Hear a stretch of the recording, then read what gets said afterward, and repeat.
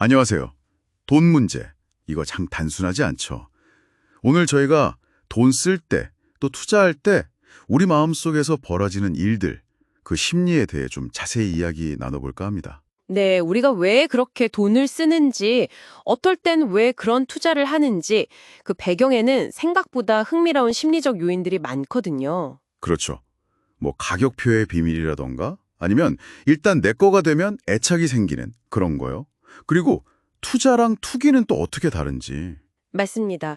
그런 숨겨진 요인들을 좀 알아보고, 어떻게 하면 이런 걸 활용해서 더 나은 재정 결정을 할 수 있을지 같이 고민해보는 시간이 되면 좋겠습니다. 좋습니다. 그럼 바로 그 가격 얘기부터 해볼까요? 그 미끼 효과라는 거 있잖아요. 어떤 경제주간지 구독설에다 아주 대표적이던데요. 아, 네네, 그거요. 온라인만 구독하면 $59, 인쇄물만 하면 $125. 그때 재밌는 건 온라인이랑 인쇄물 합친 것도 $125라는 거죠. 그럼 사실상 인쇄물만 구독하는 옵션은 아무도 안 고를 것 같은데? 그렇죠. 그게 바로 미끼인 거죠. 그, 별로 매력 없는 중간 선택지가 딱 버티고 있으니까 사람들이 갑자기 세 번째, 제일 비싼 옵션이 엄청 좋아 보이는 거예요. 아, 실제로 그 미끼가 있을 때 84%나 그 비싼 걸 고르는데 그게 없으면 반대로 제일 싼 걸 68%나 고른다고 하잖아요. 와, 진짜 극적이네요. 그러니까 그 미끼 하나로 선택이 확 바뀌는 거군요. 네. 뭘 골라야 할지 좀 애매할 때 비교 대상을 하나 딱 던져주면 결정하기가 훨씬 쉬워지는 거죠.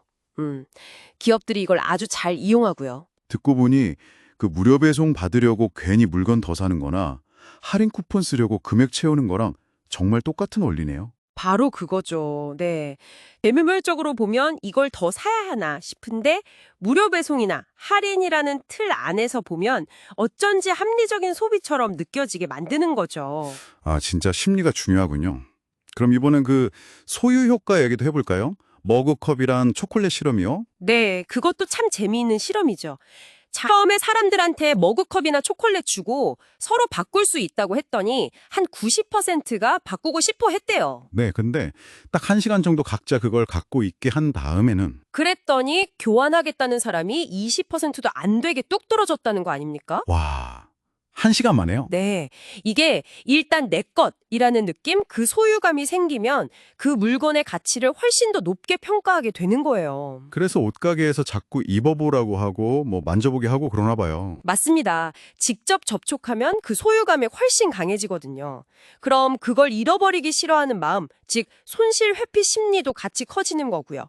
무료 체험 같은 것도 다 이런 원리를 이용하는 거죠. 그렇군요. 정말 우리가 모르는 사이에 이런 심리적 장치들에 많이 노출되어 있네요.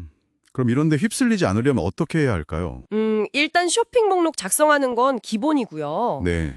재밌는 연구 결과도 있는데 좀 두꺼운 종이에 목록을 적으면 더 신중해진대요. 아, 정말요? 촉감 때문인가? 그런 것 같아요. 그리고 매장에 가서 물건을 보기 전에 이건 얼마 이상이면 안 산다. 이렇게 상한선을 딱 정해놓는 것도 중요하고요.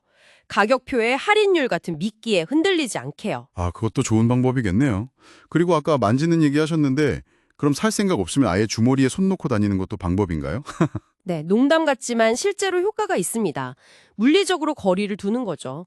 만지는 행위 자체가 소유욕이랑 내가 지불할 용의가 있는 금액을 높인다는 연구 결과도 있거든요. 그렇군요.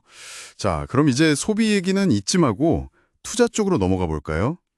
투자랑 투기, 이걸 나누는 심리적 차이도 흥미롭던데요. 네, 그 도박이랑 게임의 뇌활동 비교가 있었죠? 맞아요. 도박은 그냥 결과만 기다리니까 뇌활동은 적고 보상 중추만 막 활성화되는데 게임은 과정 자체에 몰입하니까 뇌가 활발하게 움직인다. 그렇죠.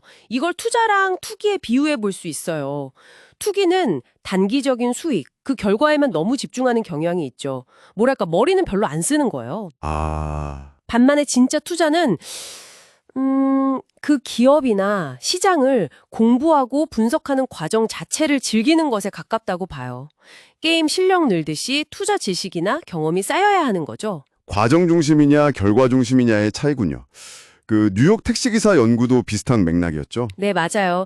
그냥 오늘 얼마 벌어야지 이 목표 금액에만 얽매이니까 정작 손님 많아서 돈 벌기 좋은 날은 목표 채웠다고 일찍 퇴근하고 손님 없는 날은 목표 채우려고 하염없이 돌아다니는 비합리적이죠. 그렇죠.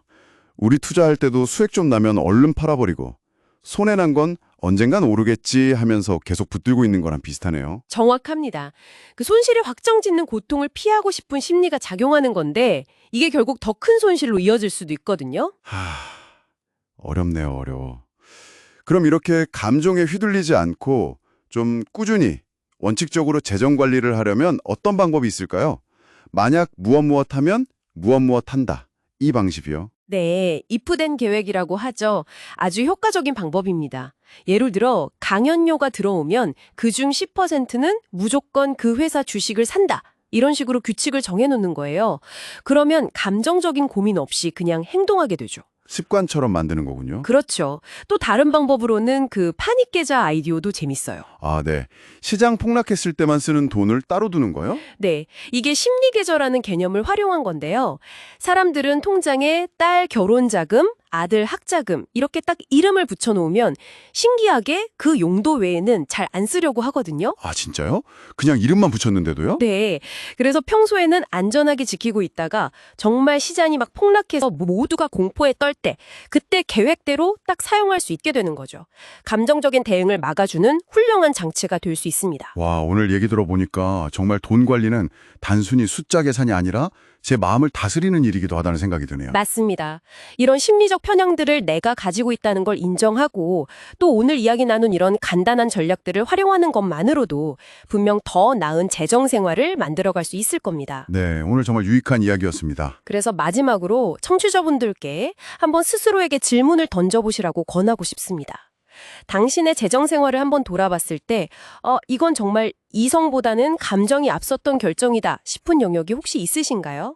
만약 있다면 오늘 우리가 얘기 나눈 것들, 루틴 만들기나 미리 계획 세우기, 아니면 계좌에 이름 붙이기 같은 작은 변화를 통해서 그 결정을 조금 더 나의 장기적인 목표에 맞게 바꿀 방법은 없을지 한번 생각해 보시면 어떨까 싶습니다.